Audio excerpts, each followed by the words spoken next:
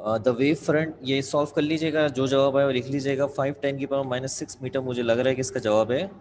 The wave front, yes sir यही है। ठीक है, the wave front of waves will be spherical when the rays of light are not parallel, option D है। The number of lines per centimetre of a diffraction grating, ये वही वाला आ गया दोबारा से है। सिर्फ आपने यहाँ पे खाली क्या करना है, यहाँ पे 2000 की जगह पे 4000 करना है। जहाँ 2000 लिखा हुआ है इसकी जगह पे आपने 4000 कर देना है और इसको आप सॉल्व कर लीजिएगा। ठीक है, 2000 की जगह 4000 करके कर लीजिएगा।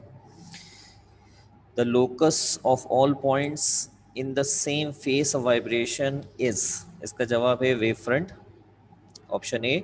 Huygens theory of light says that light consists of wavefront, option A. The wave theory of light was proposed by Huygens, option B. Electromagnetic theory of light was proposed by Maxwell, ये पहले भी आया था, option B. The path difference in constructive interference must be, इसका जवाब है बेटा 0 lambda 2 lambda 3 lambda, यानी option A. The path difference in destructive interference must be, इसका जवाब है lambda by 2, 3 lambda by 2, 5 lambda by 2, यानी option B. One condition for interference is that the two sources should be coherent and close together. नजदीक होने चाहिए, close together, नजदीक होने चाहिए। ऑप्शन ए इसका जवाब है। लाइट हैज डुअल नेचर, 19 का जवाब है dual nature. Light waves are, light waves are, option A क्या इसका, ट्रांसवर्स वेव, लॉन्गिट्यूडनल वेव्स, जवाब है इसका transverse wave, option A. Law of reflection and refraction can also explain by particle nature of light. Option A. According to Huygens, every point on a wavefront may be regarded as a source of secondary wavelets. B इसका जवाब है। According to Planck's theory of light, energy emits in the form of packets or bundles of energy is called photons. अच्छा, Planck ने जो नाम दिया था वो क्वांटा का नाम दिया था, फोटोन का नाम बाद में आया है, इसलिए आप इसको क्वांटा, फोटोन ना लिखें, क्वांटा। ऑप्शन ए 23 का जवाब ऑप्शन ए है। When the crest of one wave coincide with the trough of other, तो इसको कहते हैं destructive interference, option B. When the crest of one wave coincide with the crest of other, तो इसको कहते हैं constructive wave interference, option A. Young double slit experiment is used to observe interference pattern, option B. 27. In Young double slit experiment, to obtain condition of phase coherence, two slits are used. Two slits are used. Two sources नहीं होती, दो slits use की जाती हैं जो कि बाद में दो sources का काम करती हैं। In Young double slit experiment, at the center of the screen, bright fringe is formed, option B. In the Young double slit experiment, at the center of screen is always bright fringe because the path difference is 0. Center में हमेशा path difference 0 होता है, option A. The distance between two consecutive bright or dark fringes is called fringe spacing, option B. जी बच्चों, यहाँ तक सब okay करते हैं, यहाँ तक सब समझ में आ गया आप लोगों को? शाबाश। Yes sir. ठीक है। 31. In Young double slit experiment, if the distance between the slit and also distance between slit and screen is double, slits के दरमियान का फासला बढ़ा दें और डिस्टेंस बिटवीन स्लिट और स्क्रीन का फासला बढ़ा दें तो फ्रिंजेस पे असर नहीं पड़ेगा, remain same, remain same. The fringe width in young double slit experiment can be increase by decreasing, जो स्क्रीन पे फ्रिंजेस बनती हैं उसकी विड्थ अगर आप बढ़ाना चाहते हैं तो क्या कम कर सकते हैं, तो डेल्टा वाई फॉर्मूला होता है L lambda divide by D, ये होता है आपस में इनका रिलेशन। डेल्टा वाई होती है फ्रिंजेस और ये होता है स्लिट्स के दरमियान का फासला। तो अगर आप इस डी को करेंगे डिक्रीज तो ये हो जाएगा इंक्रीज, ठीक है। और डी का मतलब होता है सेपरेशन बिटवीन स्लिट्स, ये इसका जवाब देने का तरीका है। अभी क्लास में फिजिकल क्लास ले रहे होते तो आप जानते हैं मैं बोर्ड पे तकरीबन बहुत सारी बातें एमसीक्यूज के जवाब आपको बोर्ड पर उसकी लॉजिक्स उसके वजूहात के साथ लिखते हैं, लेकिन अभी तो खाली से पढ़कर हम लगा रहे, मजबूरी है हमारी। तो इसका जवाब है slit separation, option B, slit separation. If the slits in young double slit experiment are made closer, fringe spacing will be, अगर आप इन दोनों स्लिट्स को नज़दीक कर देंगे तो जाहिर सी बात है इससे क्या होगा, अब आप डी को क्या कर रहे हैं, वही डिक्रीज कर रहे हैं, उनके दरमियान क्लोज कर रहे हैं, तो जो फ्रिंजेस बनेंगे वो क्या हो जाएंगे, इंक्रीज हो जाएंगे, उनका साइज बढ़ जाएगा, इंक्रीज, ऑप्शन ए। इसके बाद है Michelson interferometer is actually use to measure wavelength of light, option B. Michelson interferometer can also be used to determine the speed of light, option A. In Michelson interferometer a convex lens is used to collimate incident light. Collimate का मतलब होता है, असल में आपकी किताब में जो डायग्राम बनी हुई है वो कंप्लीट डायग्राम नहीं है माइकलसन की, उसमें से एक सिंगल रे दिखाई गई है जबकि बहुत सारी पैरेलल रेज आ रही होती हैं, और ये सारी रेज जो है वो एक कॉन्वेक्स लेंस के जरिए आ रही होती है। तो आप अपनी किताब में डायग्राम देखें या जो मैंने रजिस्टर में डायग्राम बनाई है माइकलसन की, उनमें उसमें कॉन्वेक्स लेंस नहीं है, जबकि एक्चुअल डायग्राम में कॉन्वेक्स लेंस है। तो ये कॉन्वेक्स लेंस जो है वो कोलीमेटर कहलाता है। कोलीमेटर का मतलब होता है कि बहुत सारी रेज कॉन्वेक्स लेंस से पैरेलल होकर गुजरती हैं, इसको कोलीमेट कहते हैं। तो इसका जवाब ध्यान में रखिएगा, collimate incident light. Semi silver glass plate is use to divide incident light, ठीक है, 37 का जवाब है divide incident light, option C. The phenomena of bending of light around the edges of an obstacle is called diffraction. Diffraction effect is more for sharp edge, जितना sharp edge होगा उतना ज़्यादा effect आएगा। The diffraction is found to be prominent when the wavelength of light is, diffraction बहुत अच्छा देखा जाएगा जब equal as compare with the size of the obstacle, option C. In Fresnel diffraction, option C बताया मैंने 40 का, ठीक है। In Fresnel diffraction the source of light in the screen are kept at finite distance. In Fraunhofer same option है, इसका जवाब है infinite, यानी फ्रेनल में है ऑप्शन ए और 42 में है option B. In Fresnel diffraction, the incident wavefront is spherical. In Fraunhofer, the incident wavefront are plane. 44 में option A. A glass plate upon which thousands of equally spaced occupied lines are ruled is called diffraction grating. A typical diffraction grating has lines per centimeter. तो तकरीबन इसके अंदर 5,000 से 6,000, वैसे तो 5,000 6,000 नहीं होती, ये ज़रा ऑप्शन ज़रा सही नहीं है, इसको देखना पड़ेगा, इसके ऊपर आप क्रॉस लगा दें। वैसे तो इस तरह करके मैं नहीं बता सकता क्योंकि बहुत सारी होती हैं, 2,000 लाइन वाली भी है, 4,000 10,000 ही है, तो आप 5,000 से 6,000 पे टिक लगा दें। बाकी ये कि मैं मज़ीद कंफर्म कर दूंगा आपको और टिपिकल डायफ्रैक्शन ग्रेटिंग वाली पर, ठीक है। The distance between centre of two adjacent slit is called, इसको हम कहते हैं grating element. The spacing between the parallel line is served as slit, option A 48 पे हूँ। When light enter into a denser medium its velocity decreases. A monochromatic light beam is entering from one medium to another. Which of the following property remain unchanged? इसका जवाब है frequency. The structure of crystal can be studied with the help of diffraction. किसी भी crystal का structure अगर आप study करना चाहते हैं डायफ्रैक्शन से स्टडी कर सकते हैं। Diffraction of X-rays which when both the point source and the screen are placed at finite, इस फिनोमेना इज कॉल्ड फ्रेनल। इनमें से कौन सी इलेक्ट्रोमैग्नेटिक वेव नहीं है? जवाब है इसके अंदर अल्फा रेस, इलेक्ट्रोमैग्नेटिक वेव्स नहीं है। लाइट पोजेसेस, लाइट ये तमाम की तमाम बातें पोजेस करती है, ऑल ऑफ दिस। इनमें से कौन सी क्वेश्चन ब्रेक्स लॉ की है? तो जवाब है M lambda 2d sine theta, option A.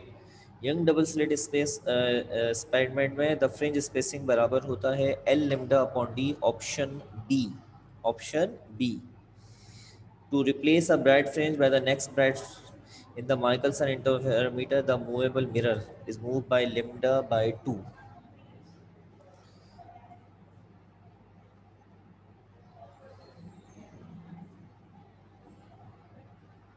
Wait for few seconds ताकि थोड़ा सा नेट कनेक्शन सही हो जाए। चलो हो गया। टू रिप्लेस वाला भी हो गया था।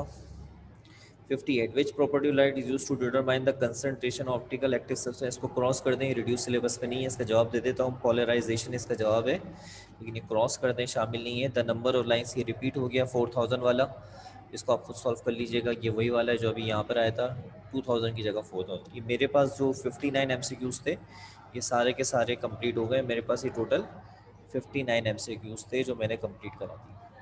सब बच्चों को यहाँ तक क्लियर हो गया? यस करते हैं, शाबाश।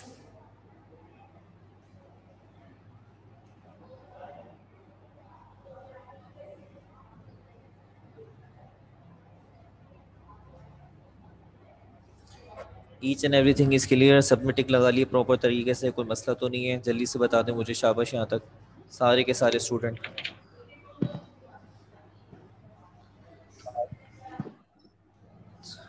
Sir the dispersion of white light, ये नहीं, आप मोनोक्रोमेटिक वाला था ना, उससे पहले वाला बता दें। एमसीक्यूज का नंबर बताइए। यहाँ पे नंबर आगे पीछे हुए हैं ना, यहाँ पे तो 65 है, लेकिन अब मोनोक्रोमेटिक वाला जो है 40 के बाद में ही है, 40। अच्छा, अब मोनोक्रोमेटेड लाइट वाले का बेटा जवाब जो है वो है इसके अंदर इससे ऊपर फ्रीक्वेंसी। वाला। अच्छा, when light enters into a denser medium. Yes sir, yes इसका सर, जवाब डिक्रीज है बेटा। सही। लाइट पोजेसेस वाले जो है बेटा उसका जवाब है all of these. Light possesses वाले का है ऑल ऑफ दीज। अब आ जाएं चैप्टर चैप्टर नंबर 10 पर आ जाएं। चैप्टर नंबर 10 में जो हमारे पास हैं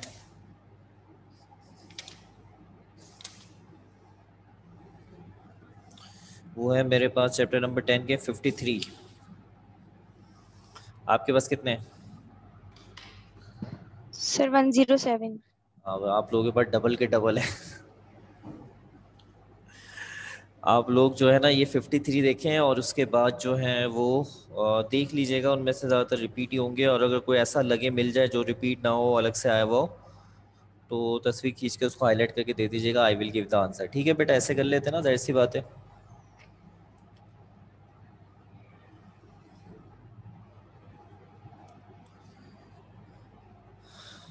चलें आए स्टार्ट करते हैं ज़रा चैप्टर नंबर 10 की भी, ताकि चैप्टर नंबर 10 भी हमारा कंप्लीट हो जाए। तो ये हमारी हाफ बुक अल्लाह का शुक्र है कंप्लीट हो जाएगी।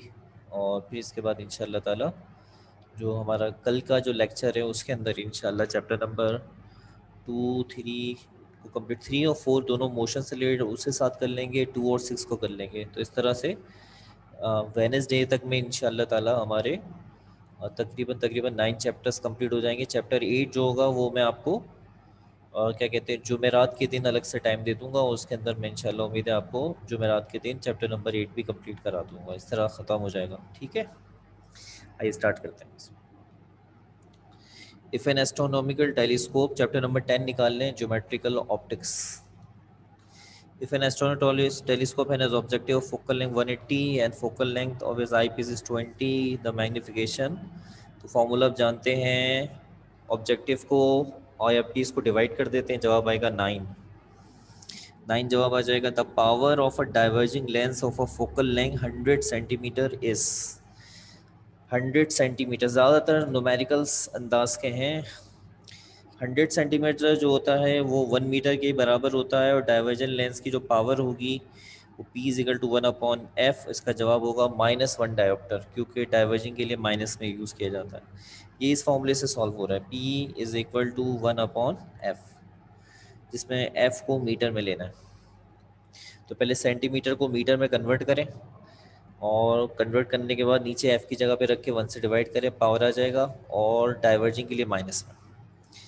The power of concave lens of focal length 50 centimetre. तो ये वाला आप खुद कर लीजिएगा, जाहिर सी बात है। बस जो तरीका मैंने बताया है कि आप इसको डिवाइड कर लें पहले 100 से, और फिर इस फॉर्मूले में रखकर उसे सॉल्व कर लें। अगर वो डाइवर्जिंग या कॉन्केव है तो माइनस में, और अगर कॉन्वेक्स या कन्वर्जिंग है तो प्लस में। If an object is placed at 2f of the convex lens, the image will be formed at 2f पे होता है तो इमेज भी 2f पे बनता है। A student is wearing the glass, ये वही दोबारा आ गया है। पावर बता रहा है, इसी में पावर रखकर क्रॉस मल्टीप्लाई कर लीजिएगा, फोकल लेंथ निकाल लीजिएगा। ज़्यादातर इस फॉर्मूले से ही हो रहे हैं, इसको खुद कर लीजिएगा। N astronomical telescope is focus at infinity when F is 60 and F is 3 and इस लेंथ इक्वल टू। तो बताया था आपको एस्ट्रोनॉमिकल टेलीस्कोप की जो लेंथ होती है वो सम से मिलती है, जमा करके ले लें, दोनों को जमा करेंगे तो जवाब आएगा 63 centimetre.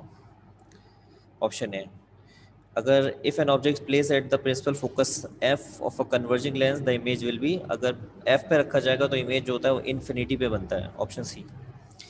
The final image form by compound microscope, जो फाइनल इमेज बनता है वो बनता है virtual and magnified. Option D.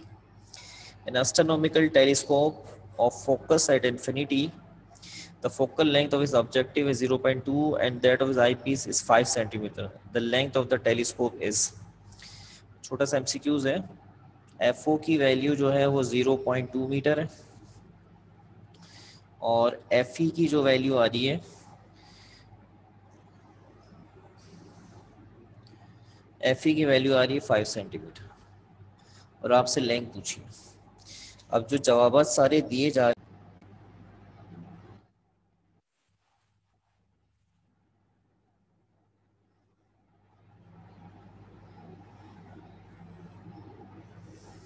अच्छा जी, तो ये छोटा सा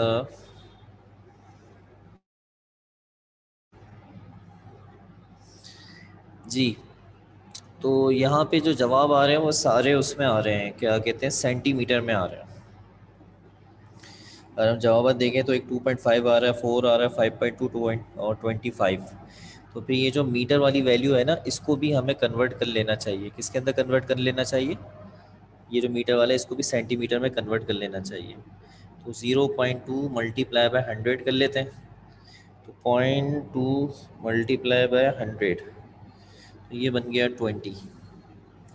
और अब फॉर्मूला होता है L is equal to F O plus F E, और एफ ओ आ रहा है 20, एफ ई आ रहा है 5, जवाब हो जाएगा 25 सेंटीमीटर। ये इसका सही जवाब।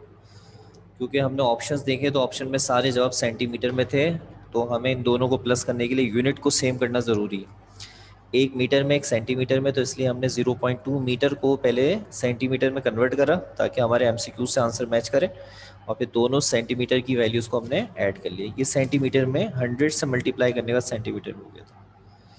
यहाँ तक समझ में आ चुका है? ठीक है, यस सर। चलिए कंटिन्यू करते हैं अपनी बात को जल्द जल्द। जी, थोड़ा फास्ट करते हैं। Lens of linear magnification 3 is place between an object, lens placed between an object and a fixed screen. If the size of the image obtained is 6 centimeter, the size of the object will be। तो ये हमारे पास again एक छोटा सा MCQs type का, numerical type का है। M is equal to H I upon H O है। ये कह रहा है कि मैग्निफिकेशन 3 है, एम की वैल्यू 3 है जी। इमेज हाइट जो है वो 6 है और ऑब्जेक्ट हाइट पूछ रहा है आपसे, ये तो 6 और 6 कट जाएगा, तो ऑब्जेक्ट हाइट जो है वो 1 सेंटीमीटर आ जाएगी। दोनों चीज़ें 6 हैं, तो जवाब आ जाएगा 1।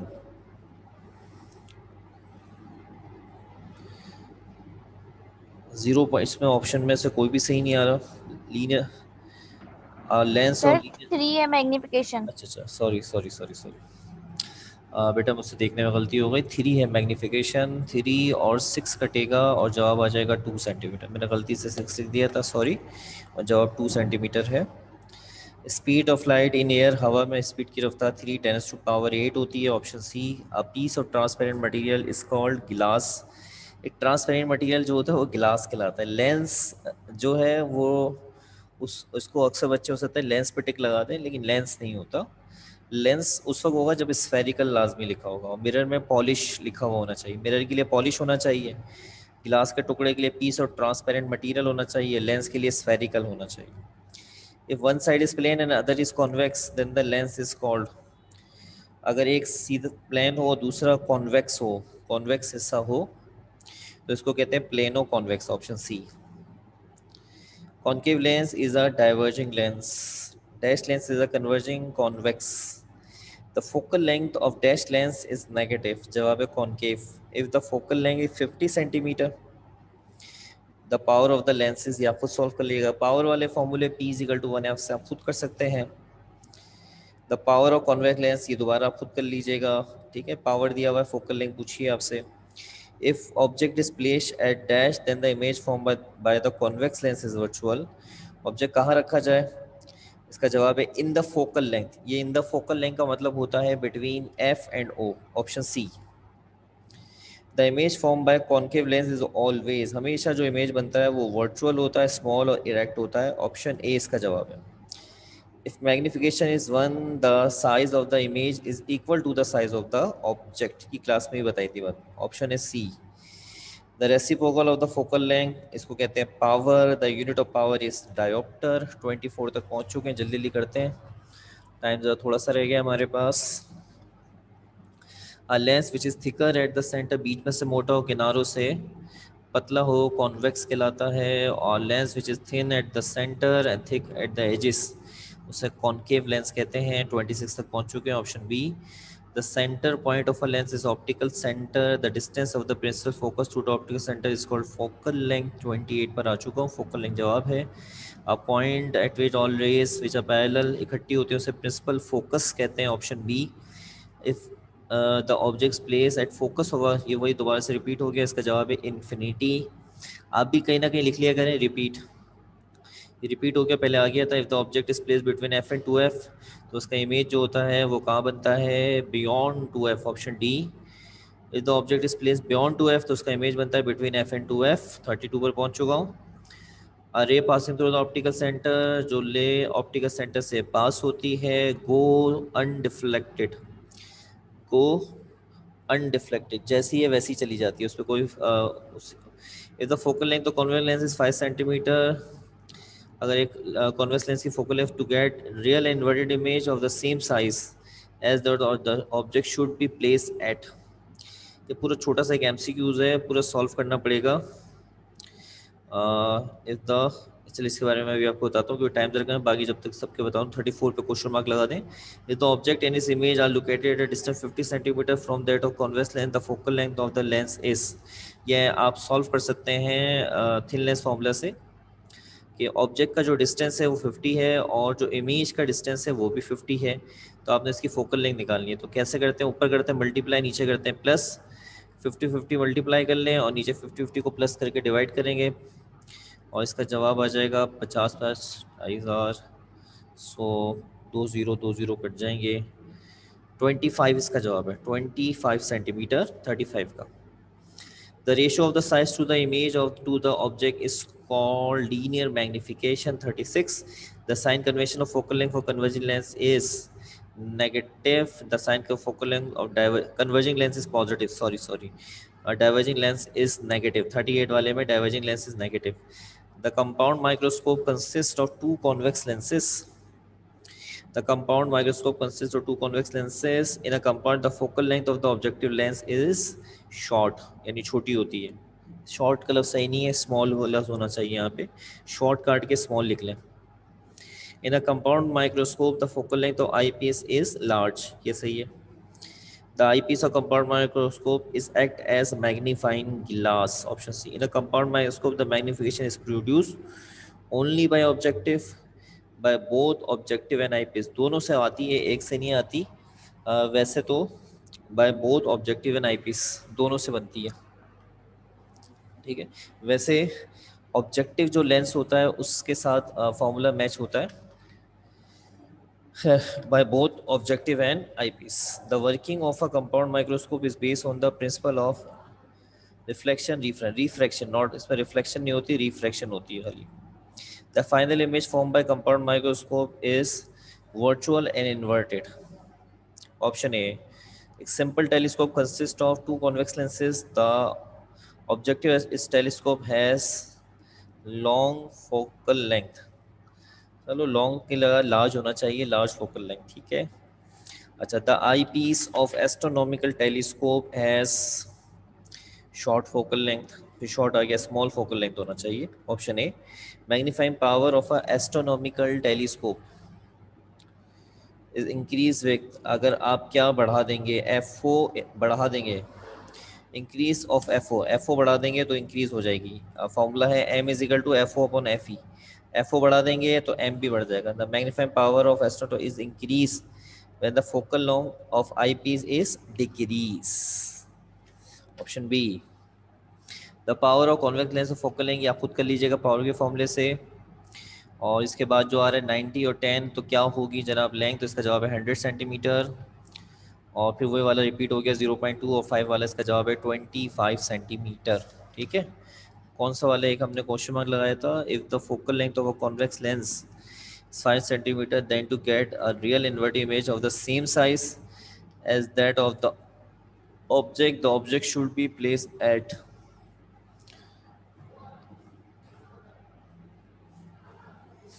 ये वाला ज़रा थोड़ा देखना पड़ेगा, अभी देखूंगा तो इसका जवाब आ जाएगा। मुझे पहले यहाँ तक ज़रा कंफर्म कर दें, यहाँ तक सारे के सारे एमसीक्यू समझ में आ गए, सारे के सारे 10 के भी करा दिए मैंने, ये वाला मैं आपको भी देख के बता दूंगा। ठीक है,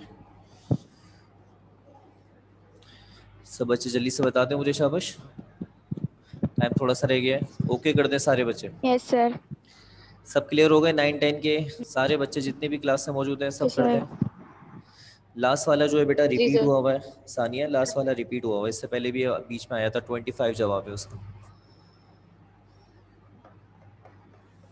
जो रिपीट है उनके आगे रिपीट लिख दिया करें। ठीक है, मैं कल फिर ये वाले मजीद देखता हूँ, कल मिलते हैं आपसे इंशाल्लाह ताला। और कल मैं आपको जो एमसीक्यू सॉल्व कराऊंगा इंशाल्लाह ताला, वो एमसीक्यूज होंगे चैप्टर नंबर या तो 3 और 4 के, या चैप्टर नंबर 2 और 6 के इंशाल्लाह ताला। ठीक है, अच्छा संडे को कौन सा टेस्ट आ रहा है आपका? मेरी पूरी कोशिश है इस वीक में सारे एमसीक्यूज कंप्लीट करा दूँ इंशाल्लाह ताला। तो अगर संडे में सारे एमसीक्यूज कंप्लीट हो जाते हैं तो बात ही ख़त्म हो जाएगी इंशाल्लाह। संडे को कौन सा है मुझे बता देंगे ज़रा जल्दी से?